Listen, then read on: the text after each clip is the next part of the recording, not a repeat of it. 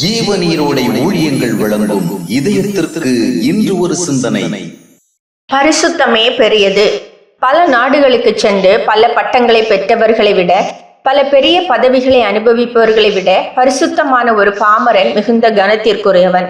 உலகத்தின் எந்த ஒரு அந்தஸ்தான நிலையை விட பரிசுத்தம் என்பது மிகவும் உயர்ந்தது. பட்டம், பதவி, பணம், அந்தஸ்து, ஞானம் யாவுமே மனிதர்களோடு சம்பந்தப்படுவதற்கு மட்டுமே உதவும்.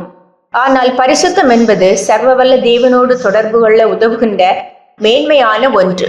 உலகத்தில் உள்ள செல்வ நிலைகளை விட பரிசுத்தம் என்பது மிகவும் விலையேற பெற்ற ஒன்று.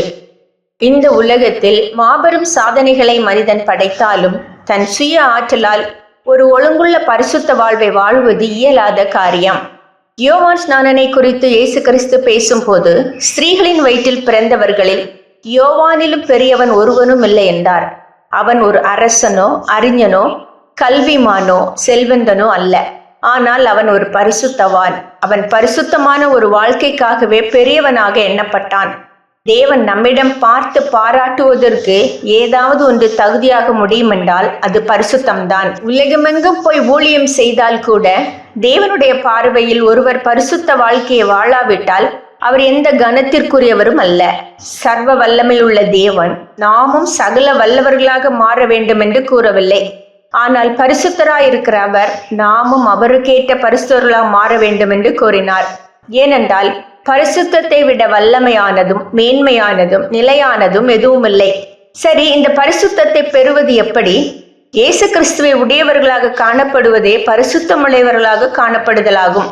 ஏனென்றால் அவரே நம்முடைய பரிசுத்தம். அவர் நம்மோடு இருந்தால் நாம் பரிசுத்தமானவர்களாகவே இருக்க முடியும். பரிசுத்தம் என்பது ஏதோ நம்மை நாமே நம்முடைய சுய முயற்சிகளால் சலவை செய்து கொண்டிருப்பது அல்ல. சில நல்ல விஷயங்களை செய்வதும் சில தீய விஷயங்களை தவிர்ப்பதும் பக்தி செயலாக இருக்குமேண்டி அதுவே பரிசுத்தம் அல்ல. பரிசுத்தம் என்பது பரிசுத்தராகிய இயேசுவின் உறவையும் ஐக்கியத்தையும் நமக்குள் தேடி அதன் விளைவாக நம்மிடம் ஒரு வித்தியாசமான தெய்வீக தரம் வாய்ந்த பண்பு நிலை உருவாவது ஆகும். இறை ஐக்கியத்தின் பிரதி விளைவுதான் பரிசுத்தம். தேவனுடைய ஐக்கியத்தை நமக்குள் நிச்சயமாக உணர்ந்து உறுதிப்படுகிற ஒரு நிலையே பரிசுத்தம்.